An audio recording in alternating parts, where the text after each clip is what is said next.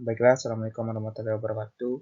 Perkenalkan, nama saya Muhammad Oyazaki. Saya berasal dari kelas 2B dan 4TC dengan NIM 221107/2016. Dan kali ini saya akan mempresentasikan materi sistem komunikasi bergerak, yaitu tentang pengantar TNP atau Transmission Network Planning.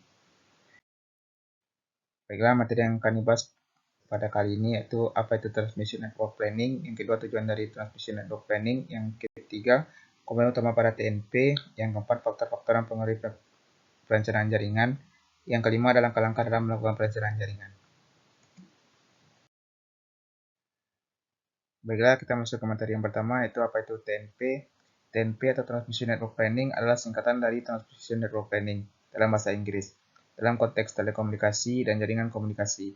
Transmission Network Planning merujuk pada proses perencanaan dan pengelolaan infrastruktur jaringan transmisi. Ini mencakup desain, pengembangan, dan optimasi jaringan transmisi yang bertujuan untuk memastikan transmisi data yang efisien, andal, dan sesuai dengan kebutuhan pengguna. Selanjutnya ada tujuan penggunaan TNP. Tujuan penggunaan Transmission Network Planning dalam dunia telekomunikasi adalah untuk mencapai jaringan transmisi yang efisien, andal, dan sesuai dengan kebutuhan pengguna. TNP bertujuan untuk meningkatkan kapasitas jaringan, memastikan optimalisasi efisiensi, dan meningkatkan keandalan infrastruktur transmisi.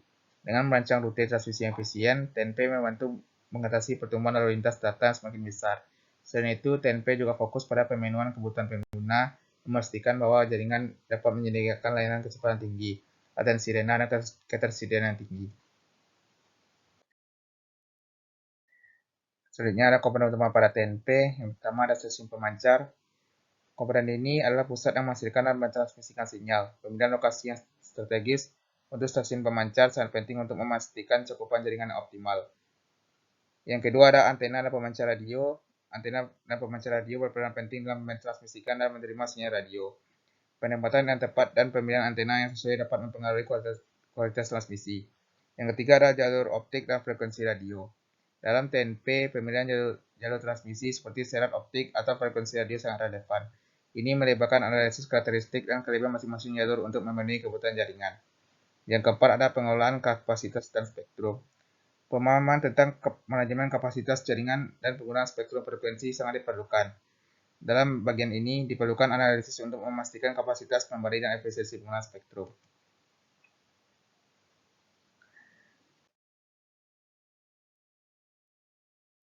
Selanjutnya ada pemodelan propagasi gelombang elektromagnetik. Pemahaman tentang gelombang elektromagnetik merambat melalui medium transmisi seperti udara atau serat optik sangat diperlukan. Ini membantu dalam merancang jaringan dengan keandalan tinggi. Selanjutnya ada protokol dan standar telekomunikasi. Memahami protokol dan standar telekomunikasi seperti TCP atau IP, LTE atau 5G menjadi bagian krusial dari TNP. Ini memastikan interoperabilitas dan kompatibilitas dengan teknologi terkini. Yang terakhir ada keamanan jaringan. Dalam konteks seni telekomunikasi, perlindungan terhadap keamanan jaringan sangat vital. TNP mencakup implementasi protokol keamanan, enkripsi, dan tindakan pencegahan untuk melawan ancaman cyber. Selanjutnya adalah faktor-faktor yang mempengaruhi perencanaan jaringan. Di sini adalah faktor-faktor yang dapat mempengaruhi transmission network planning agar TNP dapat berjalan efisien dan handal. Berikut adalah faktor-faktornya. Yang pertama yaitu kapasitas jaringan. Kapasitas jaringan adalah salah satu faktor kunci yang mempengaruhi TNP. Evaluasi kapasitas merupakan analisis jaringan saat ini dan proyeksi kebutuhan masa depan. Pertumbuhan lalu lintas data yang cepat memerlukan pemilihan teknologi transmisi yang mampu menangani beban yang semakin besar. Yang kedua ada keamanan data. Keamanan data merupakan pertimbangan kritis dalam TNP. Peningkatan ancaman cyber memerlukan penerapan protokol keamanan yang kuat untuk melindungi integritas data selama transmisi. Perlindungan terhadap akses yang tidak sah dan serangan cyber menjadi aspek penting dalam perencanaan. Selanjutnya adalah teknologi transmisi. Perlunya mempelajari teknologi transmisi yang mencakup berbagai metode pengiriman sinyal seperti serat optik, gelombang radio, kabel tembaga, pemahaman mendalam terhadap karakteristik kapasitas, dan kenalan setiap teknologi transmisi menjadi landasan dalam menentukan pilihan teknologi yang sesuai dalam TNP. Yang terakhir adalah modulasi dan multiplexing. Teknik modulasi dan multiplexing yang digunakan dalam mentransmisikan data melalui saluran transmisi.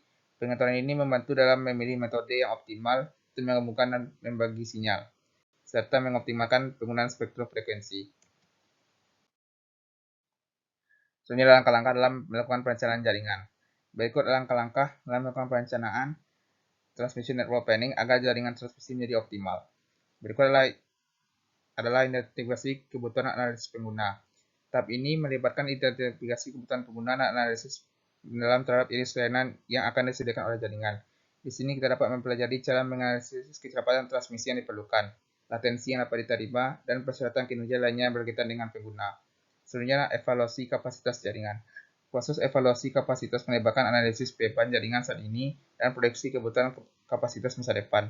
Kita dapat menggunakan metode perhitungan untuk menentukan kapasitas yang sesuai, mempertimbangkan pertumbuhan lalu lintas dan kebutuhan pengguna. Yang terakhir adalah pemilihan teknologi transmisi. Pada langkah ini kita dapat mempelajari berbagai teknologi transmisi, secara optik, gelombang radio, dan kabel tembaga.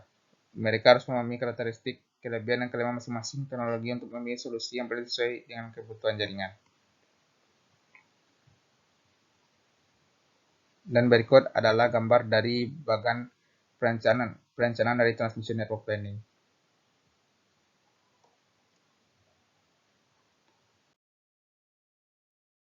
Baiklah, sekian dari presentasi saya.